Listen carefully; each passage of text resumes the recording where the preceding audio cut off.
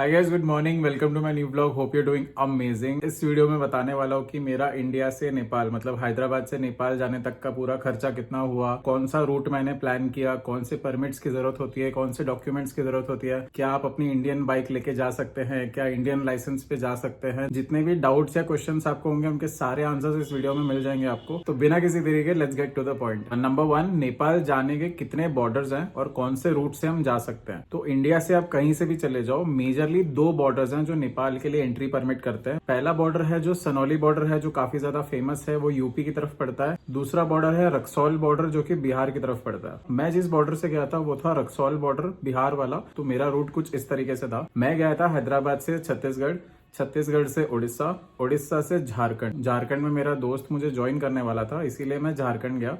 And Jharkhand से फिर हमें सबसे नियरेस्ट बॉर्डर था रक्सौल का बॉर्डर, जो कि ऑलमोस्ट 460 या 470 किलोमीटर की डिस्टेंस पे था।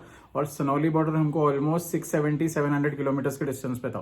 तो इसके लिए हमने रक्सौल बॉर्डर चुना। झारखंड से रक्सौल पहुंचने के लिए हमें ऑलमोस्ट 12-13 घंटे लग गए। अगर आप नॉर्थ साइड से या वेस्ट साइड से जा रहे हो तो आपको शायद सनौली बॉर्डर पास पड़ सकता है। ये हो गया पहला पॉइंट, रूट हो गया, बॉर्डर हो गया। ठीक है, अब बात करते हैं कि डॉक्यूमेंट्स क्या क्या चाहिए। तो लेट्स अज्यूम कि आप बाइक से जा रहे हो या फॉर दैट मैटर कार से भी जा रहे हो, दोनों के लिए ऑलमोस्ट सिमिलर डॉक्यूमेंट्स हैं। अगर आप बाइक से जा रहे हो तो आपको चाहिए original driving license, original RC, गाड़ी का रजिस्ट्रेशन सर्टिफिकेट जो होता है, एंड इंश्योरेंस पेपर रख लो सेफ्टी के लिए। ऐसे मांगा नहीं उन्होंने, मुझे तो नहीं मांगा, बट आप सेफ्टी के लिए रख लो इंश्योरेंस पेपर। और आईडीज में आप रख लो वोटर आईडी, आधार कार्ड। अगर आप बाय रोड जा रहे हो तो आपको नेपाल के लिए पासपोर्ट की जरूरत नहीं है। फ्लाइट का मुझे नहीं पता क्योंकि मैं फ्लाइट से गया नहीं हूँ। तो बाय रोड तो आपको पासपोर्ट की जरूरत नहीं है, आप सिर्फ वोटर आईडी, आधार कार्ड और ड्राइविंग लाइसेंस और बाइक का आरसी और इंश्योरेंस पेपर जो होता है वो एक कॉपी, जेरोक्स कॉपी रख लो अपने साथ सेफ्टी के लिए। वैसे तो नहीं मांगते बट रख लो, बेटर है। और हाँ, मेन इंपॉर्टेंट पॉइंट है कि जो बाइक है वो बाइक की रजिस्ट्रेशन या तो आपके नाम पे होनी चाहिए या तो आपके इमीडिएट रिलेशन के ऊपर होनी चाहिए, जैसे फादर हो गया, मदर हो गया। फालतू में रिस्क नहीं लेना है क्योंकि मना कर दिया इतनी दूर तक जाके, फिर आपको पता चला कि ये सही नहीं है। रेंट वाली बाइक पे भी नहीं जा सकते आप, ऐसे रेंट करके नहीं जा सकते, खुद की ही पर्सनल व्हीकल होनी चाहिए। अब बात करते हैं परमिट की। परमिट को कहते हैं भंसार, और ये भंसार पर डे के हिसाब से बनता है। तो मिनिमम आपको 7 डेज का भंसार मिलेगा। बाइक के लिए पर डे 150 रुपीज नेपाली, मतलब नेपाली 150 रुपीज चार्ज होता है और इंडियन में 100 रुपीज चार्ज होता है। तो वो आपको मिनिमम 7 डेज का ही भंसार देंगे। हमें भी 7 डेज का ही भंसार दिया था, मिनिमम उतना तो लेना ही पड़ता है। और उससे ज्यादा चाहिए तो वो आपको एक्सटेंड करवाना पड़ेगा बाद में नेपाल के अंदर। 150 इंटू 7 इज 1050, जो कि नेपाली रुपीज में बात कर रहा हूँ मैं। इंडियन में आपको 600-700 ही पड़ेगा, एक हफ्ते का बता रहा हूँ मैं। और वहां पे लोग खड़े रहते हैं, मतलब एजेंट होते हैं कुछ लोगों ने मुझसे कहा था कि उनके चक्करों में मत पड़ो, वो आपसे पैसे ज्यादा लेंगे। बट हमको जो एजेंट मिला था उसने 100 रुपए लिए, बोला 100 रुपए दे दो इंडियन, मैं आपका काम करवा दूंगा, लाइन में मेरे बंदे खड़े हैं, वो जल्दी से आपका भंसार बनवा के दे देंगे। तो हमने उसको 100 रुपए दे दिए और हमारा काम जल्दी हो गया, 10 मिनट में हमारा काम हो गया। आप देख लो वहां पे जाके, ऐसे कोई जबरदस्ती नहीं है, आपकी मर्जी, आप खुद भी लाइन में खड़े हो सकते हो। हमने तो दे दिया 100 रुपए, उसने मांगे, बोला चलो ठीक है, उसका रोज का काम है, वो जल्दी जल्दी करके दे दिया उसने। उसके बाद फिर करेंसी एक्सचेंज की बात आती है। करेंसी एक्सचेंज ना वहां पे मत करना, भंसार ऑफिस में। जिस बंदे ने हमें भंसार बनवा के दिया परमिट, वो हमें करेंसी एक्सचेंज भी करने के लिए बोल रहा था उसके पास, बट वो चार्ज ज्यादा लेगा, उससे मत करवाना। भंसार ऑफिस के ना जस्ट सामने ही, जहाँ पे बैरिकेड्स लगे होते हैं, वहीं पे बहुत सारे शॉप्स लगे हुए हैं करेंसी एक्सचेंज के। तो आप आराम से इंडियन रुपीज लेके जाना, और पर पर्सन शायद 10,000 इंडियन रुपीज ही अलाउड है। वहीं पे आपको सिम कार्ड भी मिल जाएगा, आप सिम कार्ड भी ले लेना वहीं पे। हमारी तरह गलती मत करना, हमने सोचा कि आगे जाके लेंगे और आगे हमें कुछ मिला ही नहीं। आप भी वहीं पे करवा लो, भले ही थोड़ा करवा लो बट करवा लो, हमारी तरह गलती मत करना। हमने बिल्कुल भी नहीं करवाया क्योंकि थोड़ा सा बॉर्डर के बाद ना नेटवर्क्स भी नहीं आते, सिम भी काम नहीं करेगा आपका इंडियन नंबर वाला।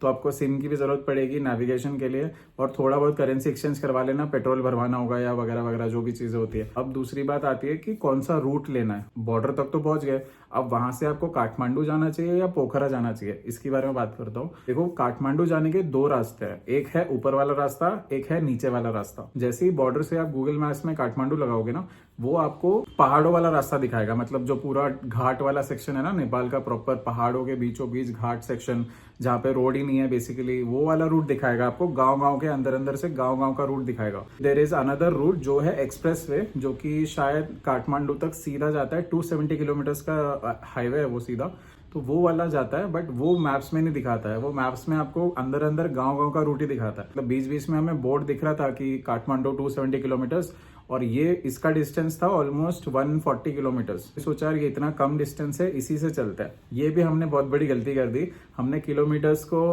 प्रायोरिटी दे दी कि भाई ये सबसे कम है, यहीं से चलते, उतना कौन चलाएगा 270 किलोमीटर्स। बट जब बाद में पता चला कि ये रूट इतना ज्यादा गंदा है, मतलब यहाँ पे इतनी ज्यादा लैंडस्लाइड्स होती है, इतना ज्यादा गंदा रोड है, बेसिकली रोड ही नहीं है वहाँ पे, पूरा पहाड़ों के बीच बीच में से ऊपर नीचे, बहुत बहुत बेकार रोड है, मतलब पूरे पत्थर पड़े हैं, इतनी धूल मिट्टी है, दुनिया भर की चीजें हो रही है। सजेस्ट करूंगा अगर आपको ज्यादा प्रॉब्लम नहीं चाहिए, आपको ज्यादा रिस्क नहीं लेना है, तो आप सीधा सीधा एक्सप्रेसवे वाला रूट पकड़ो काठमांडू का।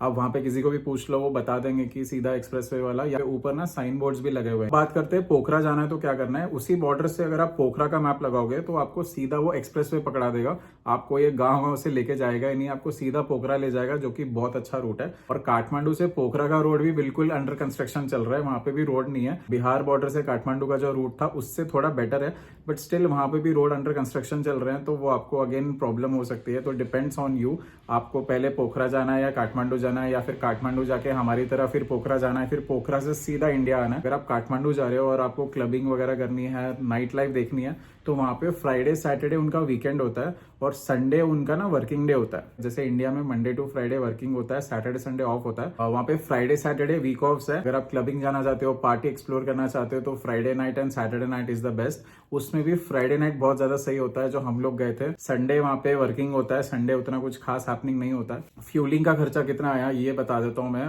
नेपाल में पेट्रोल कितना है, नेपाल में पेट्रोल 163 रुपीज नेपाली पड़ रहा है, ऑलमोस्ट इंडियन में 100 रुपीज पर लीटर है। हैदराबाद में तो ऑलमोस्ट 107 या 108 चल रहा है पर लीटर। वहाँ पे ना टैक्सीज बहुत ज्यादा महंगी है। काठमांडू की बात करूँ तो वहाँ पे टैक्सीज में आपको मिनिमम फेयर 200-300 नेपाली तो देना ही पड़ेगा, भले ही आप 1 किलोमीटर जा रहे हो, 2 किलोमीटर जा रहे हो, वहाँ पे हमें 300 नेपाली तो भरना ही पड़ेगा। 300 नेपाली तो मिनिमम देना ही पड़ेगा, मतलब 2 किलोमीटर के लिए भी 300 देना पड़ेगा, 5-6 किलोमीटर के लिए तो ज्यादा देना ही पड़ेगा। तो इट्स बेटर कि अगर आप बाइक से जा रहे हो तो मेक श्योर आप काठमांडू बाइक से ही घूमो, बिकॉज ज्यादा दूर नहीं है चीजें, आसपास ही है, काठमांडू छोटा सा ही है। खाने का खर्चा बोलूँ तो हम 2 बंदों का ऑलमोस्ट पर डे 2000 तो लग ही रहा था।